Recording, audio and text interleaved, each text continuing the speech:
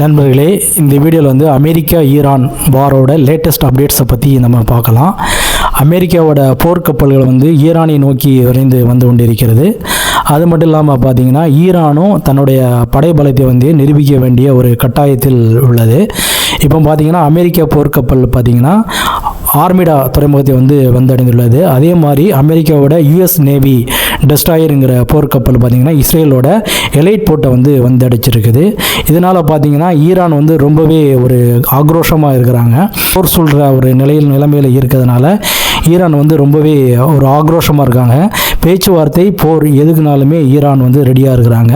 Trump பார்த்திங்கன்னா அவரோட ராஜதந்திரத்தை use பண்ணி ஈரானை அந்த அணு ஆயுத ஒப்பந்தத்தில் வந்து கையெழுத்து போட வச்சிடலாம் அப்படின்னு சொல்லிட்டு அவர் நினைக்கிறாரு. ஆனால் ஈரான் என்ன சொன்னால் ஒரு ஃபேர் டீலாக இருந்தால் கண்டிப்பாக நம்ம வந்து ப்ரொசீட் பண்ணலாம் அப்படிங்கிற சுச்சுவேஷனில் வந்து ஈரான் வந்து இருக்கிறாங்க.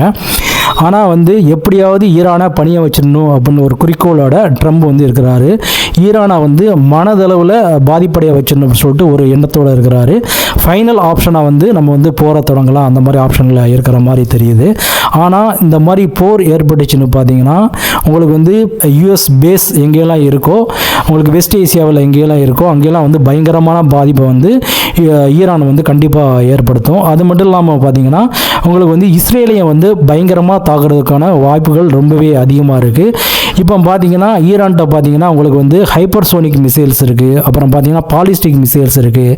அது மட்டும் இல்லாமல் ஷாஹித் 137 ட்ரோன்ஸ், இந்த மாதிரி ஏகப்பட்ட மிசைல்ஸ் வந்து ஈரான்கிட்ட இருக்குது.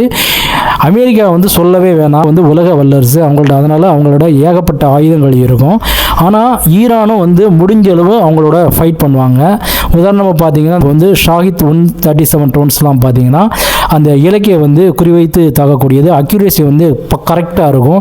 அது மட்டும் இல்லாமல் பார்த்தீங்கன்னா ஏற்கனவே வந்து ஈரான் மிலிட்ரியில் உங்களுக்கு வந்து 3000 ட்ரோன்ஸ் வந்து வச்சுருந்தாங்க. இப்போ வந்து கூடுதலாக வந்து 1000 ட்ரோன்ஸ் வந்து ஆட் பண்ணியிருக்காங்க. ஈரான் பார்த்தீங்கன்னா 10,000 கிலோமீட்டர் தாண்டி தாக்கக்கூடிய ஒரு மிசைலை வந்து இப்போ டெஸ்ட் பண்ணாங்க.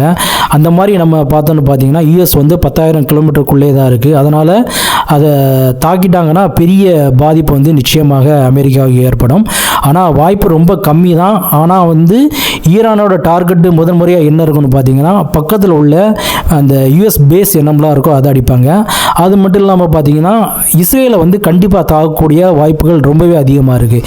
ஏன்னா இஸ்ரேல் தான் யூஎஸ்க்கு பின்னாடி இருந்து இயக்குறாங்க அப்படின்னு சொல்லிட்டு பலமாக வந்து ஈரான் வந்து நம்புகிறாங்க. இந்த விவகாரத்தில் ரஷ்யா என்ன சொல்கிறாங்கன்னு பார்த்தீங்கன்னா பேச்சுவார்த்தை மூலமாக ஒரு ஃபேர் டீல் நடக்கணும் அப்படின்னு சொல்லிட்டு சொல்கிறாங்க.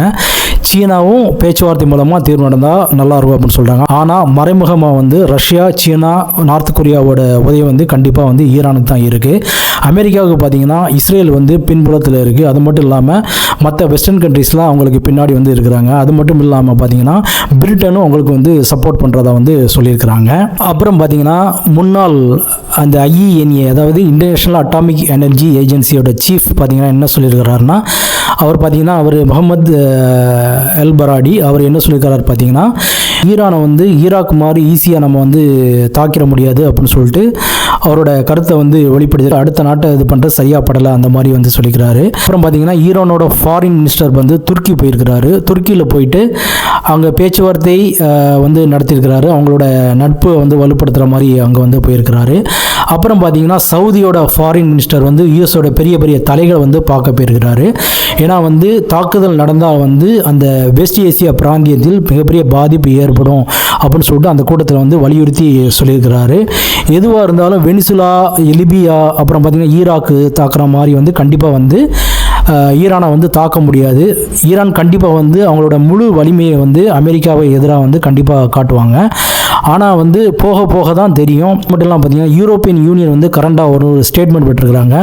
என்ன சொல்லியிருக்காங்கன்னு பார்த்தீங்கன்னா உங்களுக்கு வந்து IRGC அதாவது ஈரானோட இராணுவ அமைப்பு வந்து ஒரு பயங்கரவாத அமைப்பு அப்படின்னு சொல்லிட்டு அவங்க வந்து சொல்லியிருக்கிறாங்க. இதுக்கு வந்து ஈரானை வந்து கடுமையான எதிர்வினை ஆற்றிருக்கிறாங்க. யாரை பார்த்து நீங்கள் வந்து தீவிரவாத அமைப்பு அப்படின்னு சொல்லியிருக்கிறாங்க, நீங்கள் யாருக்கு சப்போர்ட் பண்ணுறீங்க, ஒரு நியூட்ரலாக இருங்க அப்படின்னு சொல்லிட்டு அவங்க வந்து ரெஸ்பான்ஸ் பண்ணியிருக்கிறாங்க. அந்த வெனிசுலா, லிபியா, ஈராக் தாக்குற மாதிரி வந்து கண்டிப்பாக வந்து தாக்கலாம் அப்படின்னு சொல்லிட்டு யூஎஸ் வந்து நினைக்கிது. ஆனால் வந்து கண்டிப்பாக முடியாது. இது வந்து ஈரான்கிட்ட இருக்க ஒரு சின்ன மிஸ்டேக் என்னென்னு பார்த்தீங்கன்னா, அக்யூரேட்டாக அந்த முன்னாடி வந்து ஈரான் இஸ்ரேல் வாரில் பார்த்தீங்கன்னா ஈரான் என்ன பண்ணிச்சுன்னா அதோட மிசைலை வச்சு இஸ்ரேல் அட்டாக் பண்ணாங்க. ஆனால் வந்து அட்டாக் பண்ணாங்க, பட் ஸ்பெசிஃபிக்காக அக்யூரேசியாக பண்ண முடியல. ஆனால் வந்து இப்போ ரீசெண்டாக பார்த்தீங்கன்னா அவங்களோட டெக்னாலஜி வந்து ரொம்பவே வளர்ந்துருக்குன்னு சொல்லலாம். உதாரணமாக பார்த்தீங்கன்னா அவங்க வந்து ஏகப்பட்ட இப்போ வந்து ஸ்டார்லிங்கு இந்த மாதிரி இதெல்லாம் வந்து அவங்க வந்து ஹேக் பண்ணி சக்ஸஸ்ஃபுல்லாக இது பண்ணியிருக்கிறாங்க. அது மட்டும் இல்லாமல் பார்த்தீங்கன்னா உளவாளிகள், ஏகப்பட்ட உளவாளிகளை வந்து அவங்க வந்து கண்டுபிடிச்சி அவங்கள வந்து அரெஸ்ட் பண்ணி வச்சுருக்கிறாங்க. ஒரு சில பேரை வந்து எக்ஸிக்யூட் பண்ணதாகவும் தகவல் வருது.